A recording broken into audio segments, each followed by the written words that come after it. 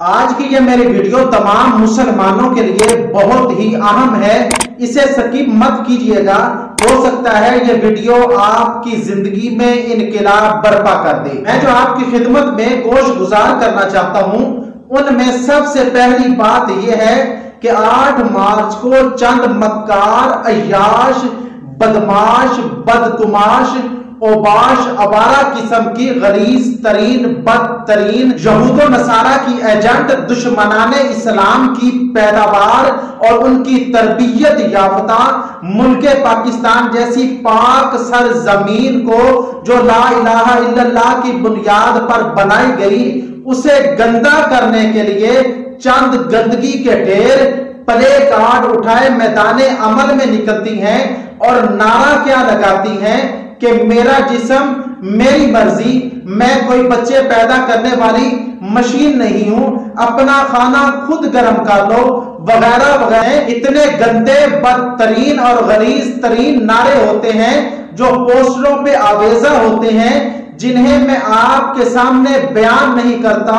واللہ بخدا مجھے شرم آتی ہے کہ یہ عورت اتنی گندی عورت ہے، اتنے گندے نعرے لکھ کر یہ پوسٹروں پر آویزہ کرتی ہے اور میدان میں نکلتی ہے۔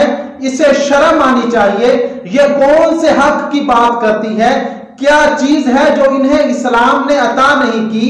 وہی عورت تھی جسے اسلام کے آنے سے پہلے زندہ درگور کر دیا جاتا تھا، لیکن جب اسلام آیا تو حضور علیہ السلام نے عورت کو ایک مقام دیا۔ اگر ماں ہے تو اسے ماں کا مقام دیا، اگر بہن ہے تو اسے بہن کا مقام دیا، اگر بیٹی ہے تو اسے بیٹی کا مقام دیا، ماں ہے تو اس کے قدموں تلے جنت رکھ دی۔ اگر بیٹی ہے تو وہ چاہے کوئی مرضی ہو، چاہے نبی ہو، ان کے لیے بھی بیٹی کو رحمت بنا دی۔ یہ مغربی تہذیب کے رنگ میں ڈھلی ہوئی عورتیں، یہ مسلمانوں اور اسلام سے آری عورتیں، یہ چاہتی کیا ہیں؟ اصل بات یہ ہے کہ یہ اسلام کے مطابق زندگی نہیں گزارنا چاہتی۔ مغربی تہذیب نے اتنا کام کیا ہے، انہوں نے ہمارے اوپر اتنی محنت کی ہے کہ وہ اپنی محنت میں مسلسل کام کرتے رہتے ہیں۔ ہم ایک مسلمان ایسے ہیں کہ ہمیں فکر ہی نہیں، ہم نے کسی کو تو کیا ڈالنا ہے، ہم تو اپنے احکامات کے بھی مطابق زندگی نہیں گزارتے۔ ہم کیا کریں گے؟ ہم کچھ بھی نہیں کر سکتے۔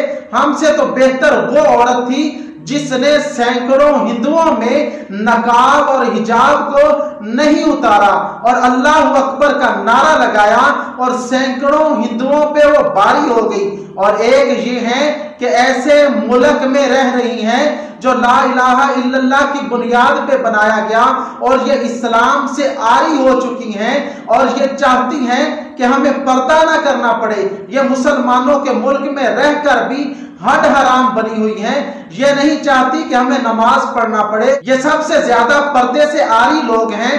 اگر آپ پردے کی بات کریں تو سب سے پہلے اللہ رب العزت نے اپنے محبوب صلی اللہ علیہ وآلہ وسلم کو حکم دیا اور فرمایا یا ایھا النبی قل لازواجک وبناتک ونساء المؤمنین یدنین علیہن من جلابیبہن۔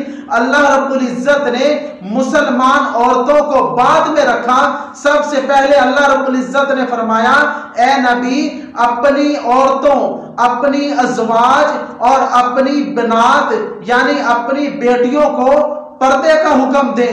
لیکن یہ آج کہتی ہیں کہ پردہ کہاں ضروری ہے؟ ان سے کوئی پاک ہو سکتا ہے جو نبی کی ازواج تھی، ان سے کوئی پاک ہو سکتا ہے جو نبی کی بیٹیاں تھیں، اللہ نے انہیں بھی پردے کا حکم دیا۔ لیکن یہ ایسی بدبخت ہیں کہ یہ پردے کی مخالفت میں پتہ نہیں کیا کیا کر گزرتی ہیں۔ اور پردہ کتنا ضروری ہے آپ اس سے اندازہ لگا سکتے ہیں کہ ایک دفعہ آقا دو جہاں صلی اللہ علیہ وآلہ وسلم تشریف فرما ہے۔ حضور کی ازواج امہات المومنین حضرت سیدہ میمونہ اور حضرت سیدہ ام سلمہ بھی حضور علیہ السلام کے پاس تشریف فرما ہے۔ تو ایک نبینہ صحابی تشریف لے آئے۔ حضور علیہ السلام نے اپنی ازواج سے فرمایا کہ آپ پردہ کر لیں۔ تو ازواج مطہرات نے فرمایا کہ اے اللہ کے نبی یہ تو نبینہ ہے، آقا دو جہاں صلی اللہ علیہ وآلہ وسلم نے فرمایا کہ وہ نبینا ہے، آپ تو نبینا نہیں ہیں، آپ تو دیکھ سکتی ہیں، لہٰذا آپ پردہ کریں۔